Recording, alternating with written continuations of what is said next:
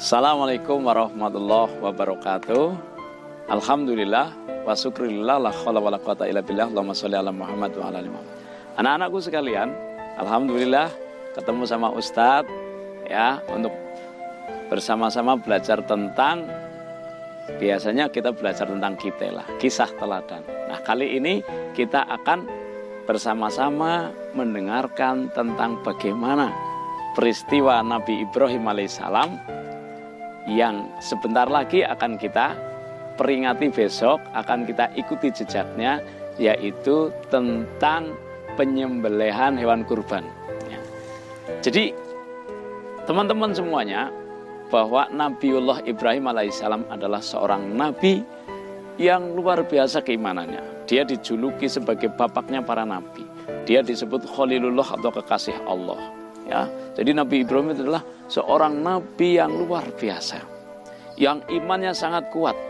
Ya, Nabi Ibrahim itu dimusuhi sama Raja Namrud, dia tetap bisa ya keluar dari halangan Raja Namrud untuk berdakwah untuk manusia itu hanya menyembah kepada Allah Subhanahu Wa Taala. Itu ya, sehingga saat itu kita tahu semua bahwa Nabi Ibrahim dihukum dengan cara dibakar.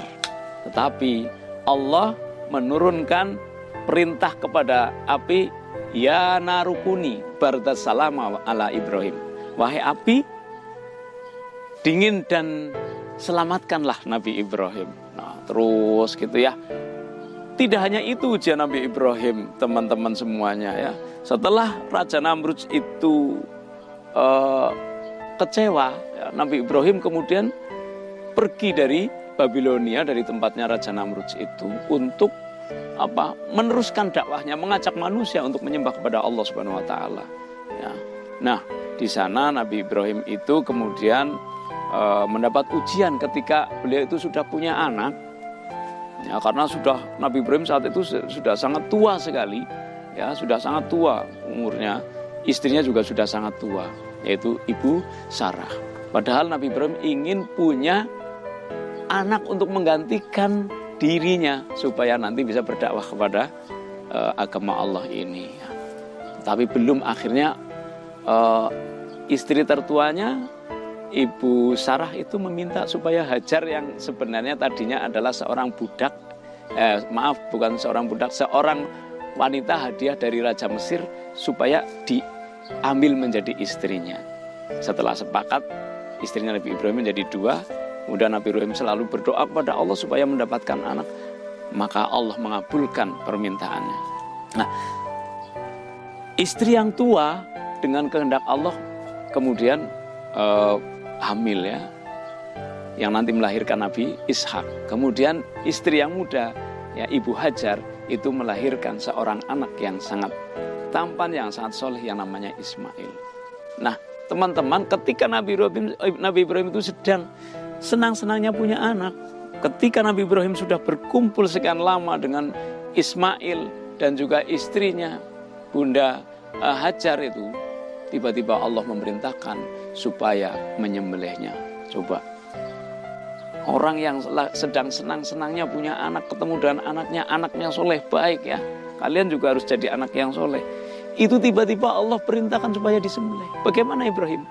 Ini ujian keimanan yang sangat berat sekali. Maka Nabi Ibrahim mengajak Ismail, wahai Ismail, ayah diperintahkan oleh Allah untuk menyembelih kamu. Bagaimana menurut kamu? Ismail anak yang soleh, maka dia itu menerimanya.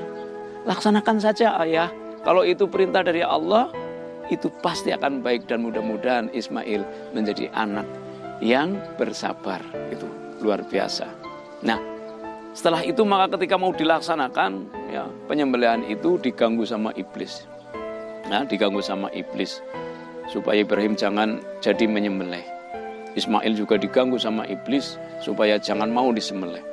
Ibunya, Ibu Hajar, juga diganggu supaya jangan merelakan anaknya disembelih. Tapi karena Ibrahim imannya hanya kepada Allah, cintanya kepada Allah, dia laksanakan. Ya, Ismail itu kemudian sudah tidur, ya sudah siap, matanya ditutup dengan golok yang tajam. Ibrahim itu mau menyembelih Ismail, ya Bismillah, ya Allahu Akbar, Allahu Akbar. Kemudian Ismail menjawab la ilaha illallah, Allahu Akbar. Kemudian ada malaikat yang menjawab Allahu Akbar walillahilham. Ketika mau disembelih, ketika disembelih golok ditempelkan di lehernya, tiba-tiba suaranya bukan ayah, tetapi suara kambing yang mengembek dengan keras. Bah, itu. Maka Ibrahim melihatnya, tiba-tiba Ismail masih sehat, masih tidak tergores sedikit pun. Sehingga mereka berpelukan, kemudian mereka bertakbir yang seperti sekarang itu kita bertakbir. Allahu Akbar, Allahu Akbar, la ilaha illallah, Allahu Akbar, walillahilham. Itulah teman-teman semuanya, bahwa Allah itu pasti akan memberikan yang terbaik ketika Allah memberikan ujian keimanan kepada kita. Ya, maka kita harus beriman kepada Allah yang Maha Menciptakan, sehingga kita akan diselamatkan oleh Allah. Kita akan diberi oleh Allah kebaikan-kebaikan di dunia dan di akhirat. Sampai di sini dulu ya teman-teman. Terima kasih. Assalamualaikum warahmatullahi wabarakatuh.